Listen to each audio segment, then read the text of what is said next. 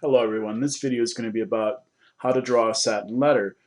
So most of the lettering in the store is satin letters that are digitized manually, and I want to show you how you can digitize your own letter. If you were going to do just like a logo for a couple letters, this would be a good video to show you how to do it. Basically, I already had the letter F in my text window, and I had the sizes that I'm interested in. So basically this letter F is what I'm going to digitize, and I'm going to go through all the steps. So now that we have the outline of the letter, we want to talk about strategy. How are we going to stitch out this letter? So generally when you do letters, you want to do them as if you would draw them. And so the cross of the F here would be the last item. And then you have to think about how you can actually lay them out without crossing over. So in the case of the top of the F, we would go from here to the middle here and stop with a satin, and then we would do a running stitch over here and go backwards with a satin, so that we end up at this point here, because there's no way to get, if we went all the way to the end, we would have a jump line, and that wouldn't work. And so then last thing we would do, well, the next thing we would do is we'd go down with a satin down to here to halfway, then we would do a running stitch all the way to the end here, do a satin back to the halfway. Now we want to make sure that when we end the satin, we end up on this side, and then we'd do a running stitch here, and then do a satin all the way to the end, and we'd be finished. So before we do any of the satins, we want to do some running stitches. Okay, so now that we've figured out the order of doing things, the first thing we're going to do is we're going to put a running stitch underlay for the whole letter. We're going to start from the left side of the letter, and we're going to basically end up going to this point. So we're going to fill out the whole letter, provide some underlay stitches.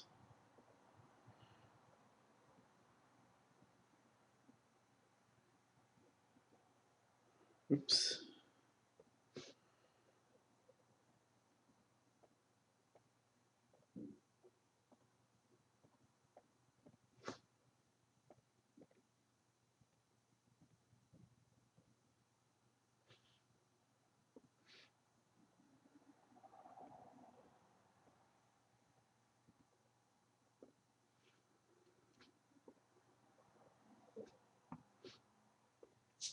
Next, I'm just going to get the underlay stitches into the center of the letter as best I could.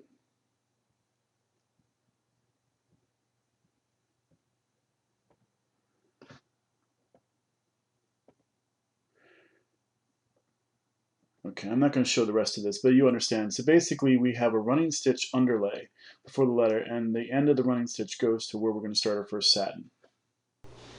The first satin column we're going to draw is this one here. So when you're drawing satin columns, it's important to get the endpoints perpendicular to your direction that you're going to go. The endpoints determine how the satin lays out. So we're going to go just up to the halfway point where it goes down the rest of the body letter, because we can't go all the way to the end here, because then we would jump to here. So we're going to stop here and do a running stitch from here to the end, and then we're going to do a curved column back.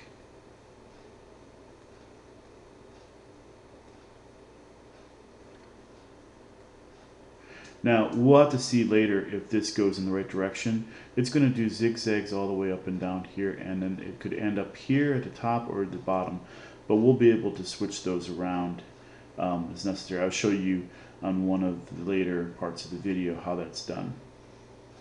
So we're done with this part, and we'll just go ahead and lay down the next satin. Now again, we're going to have a situation where we're going to just want to go halfway at across the T, because again, we want to do the rest of this, we couldn't jump over. So we just keep on doing this. Now we want to go do a running stitch all the way to the end here.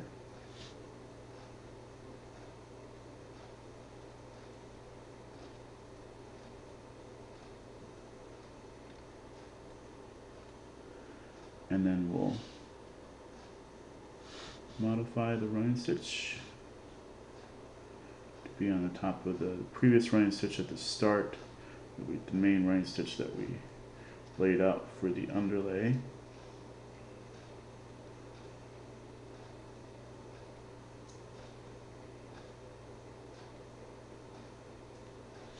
And we do the last column of the main body of the letter.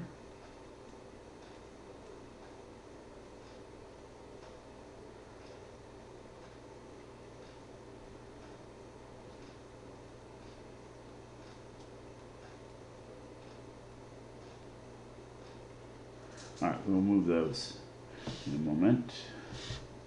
So we'll select and then just edit the lines, edit the points.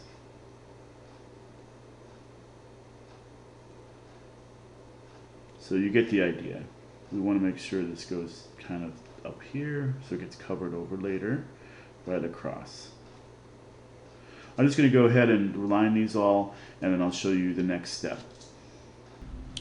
Now we're going to do the last satin, the cross. So we're going to do a running stitch from the previous satin to where we want to start. We're going to do the column.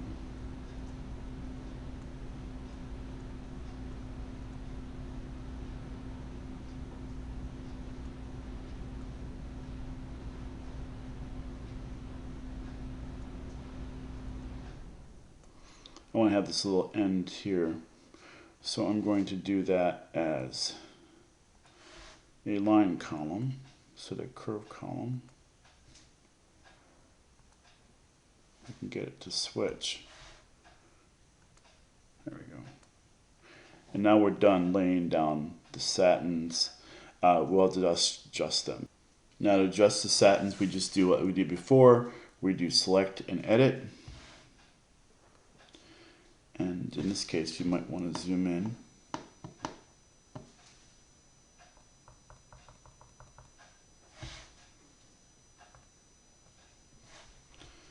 So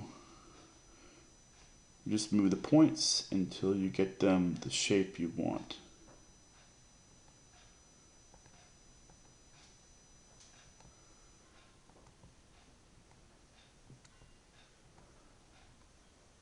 In this case, with the line column, I want to line it up with that last little curve or straight portion. So you can see how you move them around. I'm not going to video everything, so I'm just going to stop here and talk about the satins once they're finished. We're going to want to reorder one of them, and that will be next. Now I've reshaped all the satins in the letter. Now I'm going to turn the satins on to see what I have.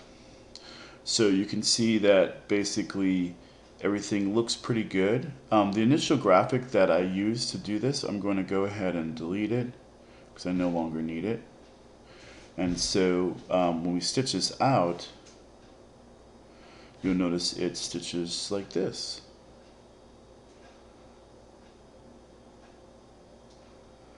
Now, let me change the color so that you can see that better. So that's what the letter will end up looking like. Now, there's some points here, like you can see the underlay sticking out. So what you want to do is you want to change the stitch size to something small. In this case, I'm going to change it to 12. And when you stitch it out, you notice that you no longer can see that. Now, one of the things that I wanted to talk about was that this stitch here, this one, ended up in the wrong place. Now, it doesn't necessarily always matter that much, but we're going to turn on stitch endpoints to let me show you what I'm talking about.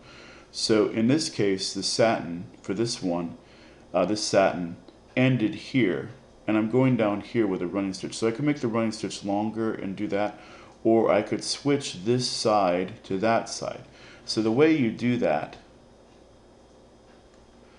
is we're going to select the graphic, which I think is this one here. Right, and we're going to go ahead, let's hide everybody else. You notice I don't want this endpoint here, I want it on this side.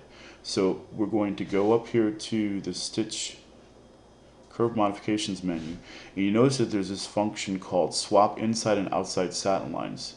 So when you do that, and you select the object, you notice that now we're swapping. So basically, the graphic hasn't changed, other than that, the fact that we changed where we start and stop. So you notice when we swap it, the start ends up here, and the stop ends up there. Now you notice the start and stop ends up not necessarily always on the side you expect. Well, actually, the start is always on one side of the satin, and the stop would be on the other side. So we want to switch this to this side, so that when we turn everything on, actually it's over here already. So then we run the movie,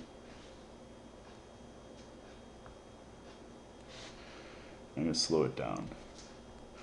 When you run the movie, you'll notice that it's going to go over here to the left first,